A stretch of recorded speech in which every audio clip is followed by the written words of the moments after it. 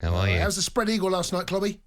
Oh, dear. Well, it was manic, but when we lost, it kind of went a bit sour. So Do you go on your own, or do you take your missus up the spread no, eagle? I was with my two best friends, massive Liverpool supporters, so we were very disappointed. But But you're used to it after last season, though. I'm only joking, I had time Klobby. to think about it. Go on, and, then. Go on, Klob.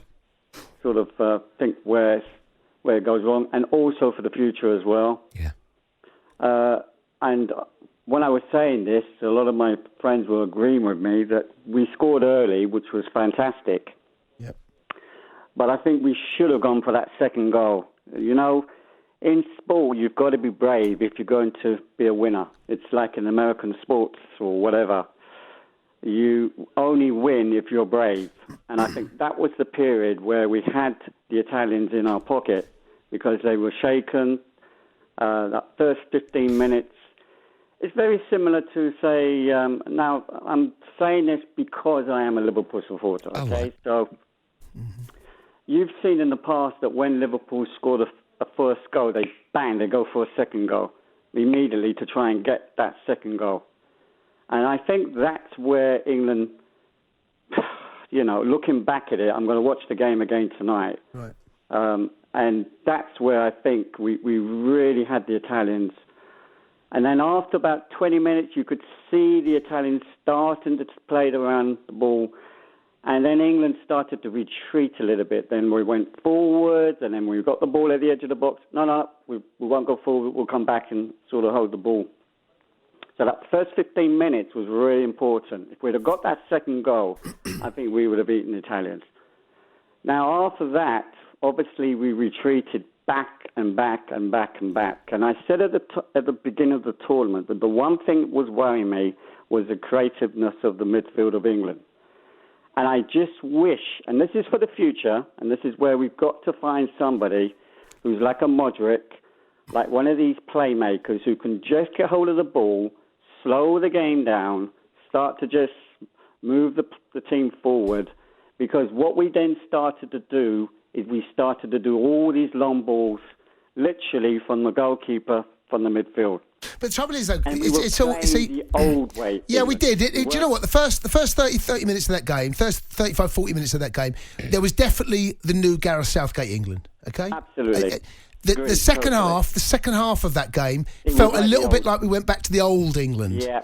I felt, and that's what was so disappointing because you were just screaming. I mean, we were screaming at the screen, just slow the game down, just pass the ball around, don't panic, because they were just panicking, and then they started doing all these long balls.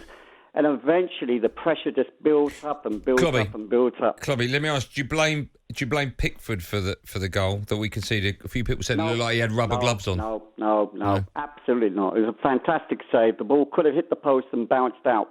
It's just one of those things. It's just, you know, it's just that the pressure started to build up, and eventually you just knew. I said to one of the guys, I said, this is not going to work. We've got to get upfield. We've got to start getting somebody. Now, that's possibly where he could have made a change, brought in a more attacking player.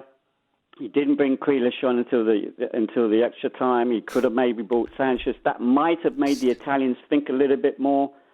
But look, it's gone. That's it. Now, it's something that didn't have the Would you have brought Grealish on earlier? I might have done it, possibly, you know, the period between the 50th and the sort of 60 minute, you could see that he was starting to retreat and playing long balls.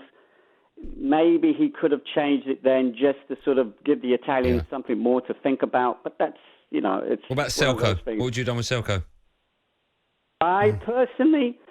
Look, Jeff Powell, who is the Daily Mail correspondent, he doesn't beat around the bush. He doesn't beat around any bushes. You know, he doesn't. He doesn't. What does that even mean? Southgate made a mistake. Right. And you know what? As I said before, sometimes you've got to be brave if you're going to go for something. Yeah. Now, he played the three half-backs. And when I saw that, I went, oh, no, Southgate, you're just playing the defensive again. He done against but the thing is, though, Klobby, it worked against Germany, you see? It worked against Germany, but remember, Germany is not Italy. Italy are far more better than Germany. Italy. Have you got breaking news, Dad? Yeah. You are 100% right there, Klobby, that Germany is not Italy. talkSPORT breaking news. So easy. It's not, Jay. Google it. No, you're right. Google You're Germany. right. I bet it comes up Germany. You're absolutely right. Yeah. And we're all, hindsight, looking back, and we all. It's you got to when you're winning a final like that, and you've taken the lead, and you haven't throughout the whole tournament conceded a goal in no place, just one free kick from distance. I can see why you think. Do you know what? We are good enough here to keep them out. We're good enough to make sure we keep that scoreline to 0. In the end, the goal itself, we defended set pieces so well. It's a really scrappy one. We missed. It's 2 headers essentially, and the ball falls to Boccelli. But it just Boccelli, Phil. Jeff Powell, he don't beat around the bush, does he? No, it's no beat. Rufus might be just shouting him over. We've got a break. All right, Rufus, I know we've got a break. Just for letting Jason finish up what he's saying. Otherwise, Boccelli. Pardon? The Sports Bar with Andy Goldstein and Jason Cundy. Monday to Thursday night from 10 on AM, on DAB, via the talkSPORT app and on your smart speaker. talkSPORT.